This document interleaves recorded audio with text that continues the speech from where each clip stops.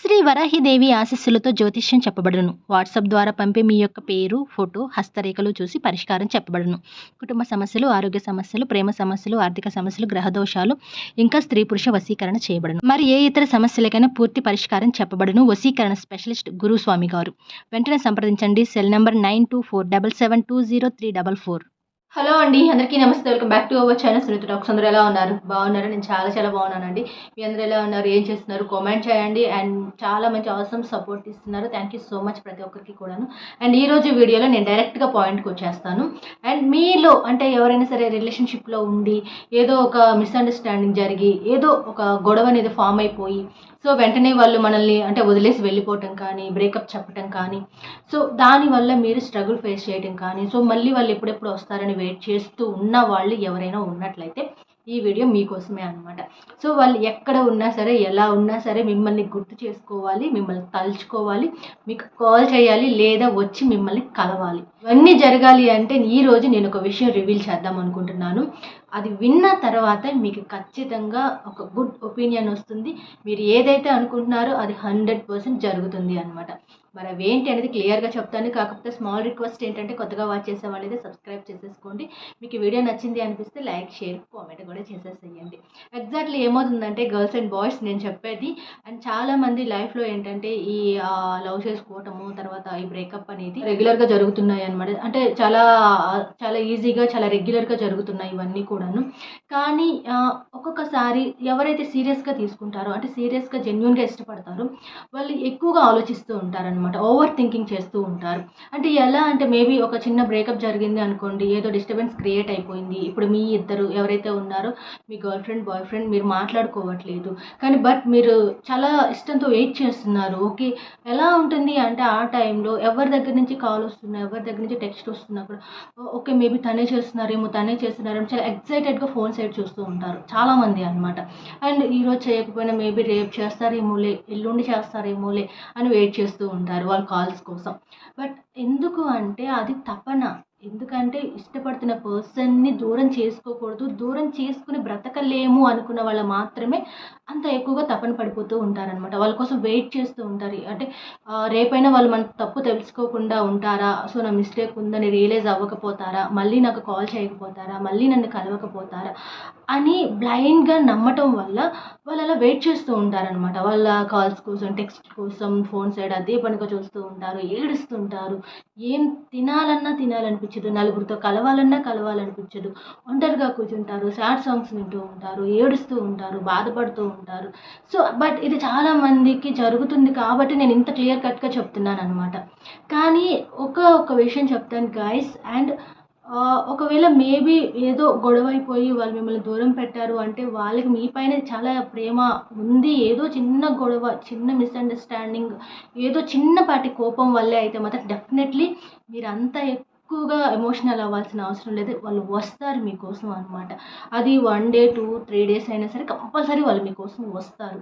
కానీ చాలా డేస్ అయిపోతుంది, గడుస్తుంది, మేము వెయిట్ చేస్తున్నాం, బాధపడుతున్నాము, బట్ అయినా కూడా అవతల సైడ్ నుంచి మాకు ఎలాంటి రెస్పాన్స్ రావట్లేదు. ఎలా అంటే కొంతమందికి అలాంటి సిచ్యువేషన్లో కాల్స్ చేసినా లిఫ్ట్ చేయరు, లిఫ్ట్ చేసినా బిజీ అని చెప్పేస్తూ ఉంటారు, లేదా ఒక్కొక్కసారి బ్లాక్ చేసేస్తూ ఉంటారు అనమాట.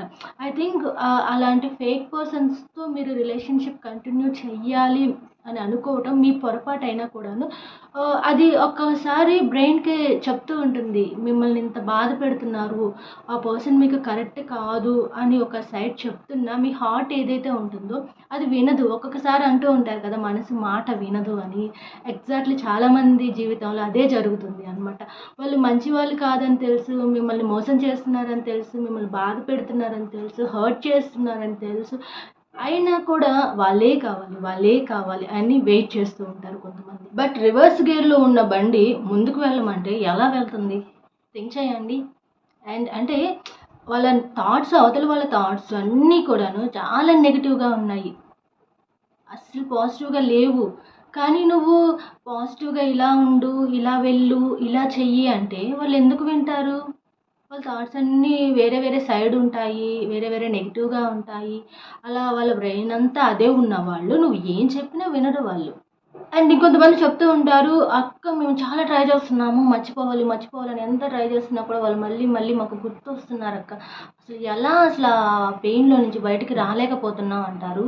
కానీ మీరు ఎప్పుడైతే ఒక బిజీ పర్సన్‌లాగా అయిపోతారో, అంటే మీరు ఖాళీగా ఉండటం వల్లే యాక్చువల్లీ మీరంతా ఓవర్‌గా ఎక్సైట్ అయిపోయి, ఓవర్‌గా ఫీల్ అవుతున్నారో ఆ సంగతి మీకు తెలియట్లేదు. కానీ నీకెప్పుడైతే ఒక వర్క్‌లోకి వెళ్ళిపోతావో, ఒక ఒక పని ఏదైతే నీకు చేతి నిండా ఉంటుందో అప్పుడు చాలా వరకు మైండ్ డైవర్ట్ అయిపోతుంది. వాళ్ళు గుర్తుకు కూడా రారు. కొద్ది రోజుల తర్వాత అబ్జర్వ్ చేయండి మీరు. ఆ టైంలో కొద్ది కొద్దిగా వాళ్ళు అలా కొంచెం మెమరీస్ గుర్తొస్తున్నా కూడాను, మీరు ఎప్పుడైతే ఫుల్ వర్క్‌లోకి వెళ్ళిపోతారో ఆటోమేటిక్‌గా బ్రెయిన్ అవతల సైడ్‌కి కన్వర్ట్ అయిపోతుంది ఇంకా. వాళ్ళ మెమరీస్ నుంచి కూడా చిన్న చిన్నగా బయటకొచ్చేస్తూ ఉంటారు. అంటే మనం ఒక పని మీద ఫోకస్ పెట్టి దాని మీదే కొంచెం బ్రెయిన్ కేటాయించి బిజీగా ఎప్పుడైతే ఉండటం అలవాటు చేసుకుంటామో ఆటోమేటిక్‌గా మనలో చేంజ్ అనేది స్టార్ట్ అవుతుంది అనమాట. నీ ఇష్టాన్ని నీ వర్క్ మీద చూపించు. నీ ఇష్టాన్ని నీ మీద చూపించుకో. సెల్ఫ్ లవ్ అలవాటు చేసుకో. నేను చాలా వీడియోస్‌లో చెప్పాను. మీకది రిజల్ట్ ఎలా ఉంటుందంటే మీరసలు ఎక్స్‌పెక్ట్ కూడా చెయ్యరు అనమాట. ఎప్పుడైతే మనల్ని మనం ప్రేమించుకోవడం అనేది స్టార్ట్ చేస్తామో, అవతల వాళ్ళ ప్రేమ గురించి ఆలోచించేంత టైం కూడా ఉండదు అనమాట. అంత రిజల్ట్ చూపిస్తుంది. బట్ మీరు ట్రై చెయ్యట్లేదు. వన్స్ ట్రై చెయ్యండి. డెఫినెట్‌లీ సూపర్ రిజల్ట్ అయితే వస్తుందనమాట. అండ్ మీరు ఎప్పుడైతే ఒక బెస్ట్ పొజిషన్‌లో ఉంటారో, ఐ మీన్ బెటర్ కేటగిరీలోకి వెళ్ళిపోతారో, ఆటోమేటిక్‌గా అవతల వాళ్ళకి మీరేంటి? మీరెలాంటి వాళ్ళు? అండ్ మీ పొజిషన్ ఏంటి? మీరు ఎలా ఉంటున్నారు? సో, ఇవన్నీ ఎలా అంటే మీ వాల్యూ అనేది వన్ డే వాళ్ళకి తెలిసొస్తుంది ఒక రోజు. సో, మీ వాల్యూ తెలుసుకొని వచ్చే రోజు రానే వస్తుంది. కానీ గాయ్స్ వచ్చిన తర్వాత మాత్రం దయచేసి ఛాన్స్ ఇవ్వమాకండి అని చెప్తాను. ఎందుకు చెప్తున్నానంటారా? సో, అండ్ చాలామంది అడుగుతూ ఉంటారు. మేము ఇంకొక ఛాన్స్ ఇస్తాం, ఇంకొక ఛాన్స్ ఇస్తాం, ఇంకొక ఛాన్స్ ఇస్తాం. ఇదే మాట్లాడుతూ ఉంటారు. ఎందుకు మాట్లాడుతున్నారు అంటే, బికాజ్ వాళ్ళొక ఫేక్ అని తెలిసినా కూడాను మనసు అంగీకరించక, వాళ్ళని వదిలిపెట్టి బతకలేక వాళ్ళకి ఆ థాట్ వస్తుంది. కానీ ఒక్కటే గుర్తుపెట్టుకోండి. వాళ్ళు మిమ్మల్ని ఎలా వదిలేసి వెళ్లారు? ఏం మాట్లాడి వెళ్ళిపోయారు? ఎలా బాధ పెట్టి మిమ్మల్ని వెళ్ళిపోయారు? అనేది గుర్తు తెచ్చుకోండి. లైఫ్‌లో వాళ్ళకి ఇంకో ఛాన్స్ అయితే మీరివ్వరు అనమాట. ఆ రోజు నేను ఎంత బ్రతిమిలాడాను, ఎంత ఏడ్చాను. అయినా కూడా కేర్‌లెస్ చేసి మిమ్మల్ని అనరాని మాటలు అని, "నువ్వు వద్దు" అని, "నువ్వు అవసరం లేదు" అని ఎలా నిన్ను బాధకు గురి చేసి వెళ్ళిపోయారో గుర్తు తెచ్చుకో. ఒక్కసారి గుర్తు తెచ్చుకో. ఆ పెయిన్ నీకు గుర్తొచ్చిందంటే వాళ్ళకి ఇంకో ఛాన్స్ నువ్వివ్వవు. మేబీ మీరిస్తానంటే ఇవ్వండి. కానీ ఏదైతే ఇప్పటి వరకు జరుగుతూ వచ్చిందో మళ్ళీ, మళ్ళీ అదే రిపీట్ అవుతుంది వాళ్ళతో ఉంటే. వాళ్ళతో నీకెలాంటి హ్యాపీనెస్ ఉండదు. ఇప్పటి వరకు నువ్వెంత ఎమోషనల్ అయ్యావో, ఎంత స్ట్రగుల్ ఫేస్ చేసావో, అదే మళ్ళీ, మళ్ళీ రిపీట్ అవుతూనే ఉంటుంది అలాంటి వాళ్ళతో. ఎప్పుడూ గుర్తుపెట్టుకోండి, ప్రేమించే వాళ్ళు ఖచ్చితంగా మిమ్మల్ని భరిస్తారు కానీ మిమ్మల్ని వదిలేసుకొని పోరు. కానీ వన్స్ వదిలేసుకొని వెళ్ళిపోయిన వాళ్ళు మళ్ళీ వస్తే ఛాన్స్ ఇవ్వద్దు. వస్తారు. రారని నేను చెప్పను. 100% వస్తారు వాళ్ళు. ఎందుకంటే మీరేంటి అని తెలిసే రోజు ఒక రోజు వస్తుంది కాబట్టి ఖచ్చితంగా తెలుసుకొని బాధపడుతూ మీ దగ్గరకొస్తారు. కానీ ఛాన్స్ ఇవ్వాలా వద్దనేది మాత్రం మీరు ఒకటికి 10 సార్లు ఆలోచించుకొని నిర్ణయం తీసుకోండి. సో, ఇప్పటి వరకు పడిన బాధలు చాలు అనుకుంటే సైలెంట్‌గా మీ పని మీరు చేసుకుంటూ వెళ్ళిపోండి. ఎందుకంటే మీకు తెలీదు సైలెన్స్ అనేది మీరు ఏదేదో మాట్లాడేసి ఆర్గ్యుమెంట్స్ పెంచేసుకొని, స్ట్రెస్ తీసుకొని, ఓవర్ ఎక్సైట్ అయిపోయి హెల్త్ ఖరాబ్ చేసుకోవాలి. అంత అవసరం లేదు. జస్ట్ సింపుల్ లాజిక్ చెప్తున్నాను. చాలా సైలెంట్‌గా మీ పనిలోకి మీరెళ్ళిపోండి. మీ వర్క్‌లోకి మీరెళ్ళిపోండి. మీ సైలెన్స్ ఏదో ఒక రోజు వాళ్ళకి వైలెన్స్ ఫీల్ అయ్యేలా చేస్తది అనమాట. ఎందుకు అంటే ఇప్పటి వరకు మీరు చాలా తప్పించారు, చాలా ఏడ్చారు, చాలా దిగజారిపోయారు. సో, వాళ్ళకి అర్థమవుతుంది. నా కోసం ఇంత పరితపించిన మనిషి ఈరోజు నన్ను పట్టించుకోకుండా తన వర్క్ తను చూసేసుకుంటున్నారు అని చెప్పేసి వాళ్ళకి అప్పటి నుంచి స్టార్ట్ అవుతుంది అసలైన పెయిన్ అంటే ఎలా ఉంటుంది అనేది. సో, ఏం పర్లేదు గాయ్స్, దేవుడున్నాడు. ఖచ్చితంగా లెక్క సరి చేస్తాడు వాళ్ళకి. మీరు ఎలాంటి ఫరక్ తీసుకోవాల్సిన అవసరం అయితే లేదు. సో, వీడియోనైతే ఇంతటితో ఎండ్ చేస్తున్నాను. సో, అలాంటి వాళ్ళతో ఎలా ఉండాలి, ఏం చెయ్యాలి అనేదైతే నేను క్లారిఫికేషన్ ఇచ్చాను. సో, అండ్ ఆ తర్వాత మీ పర్సనల్ అనమాట. మీరు ఎలాంటి నిర్ణయం తీసుకోవాలి అనుకుంటే అలాంటి నిర్ణయం తీసేసుకోండి. బట్ నేనైతే చాలా మోటివేటివ్‌గా చాలా మంచి విషయాలు చెప్పాను. మీకు అందరికి కనెక్ట్ అయింది అనుకుంటున్నాను. ఎలా ఉంది వీడియో చెప్పండి. కామెంట్ చేయండి. కొత్తగా వాచ్ చేసే వాళ్ళైతే సబ్స్క్రైబ్ కూడా చేసేసుకోండి. ఇన్‌స్టా ఐడీ, మెయిల్ ఐడీ కూడా ప్రొవైడ్ చేస్తున్నాను. కావాలనుకున్న వాళ్ళు అది కూడా చూడండి. అండ్ దాంతో పాటుగా ఫర్దర్‌గా మరిన్ని వీడియోస్‌తో, మరింత ఇన్ఫర్మేషన్ ఉన్న వీడియోస్‌తో నేను వస్తూనే ఉంటాను.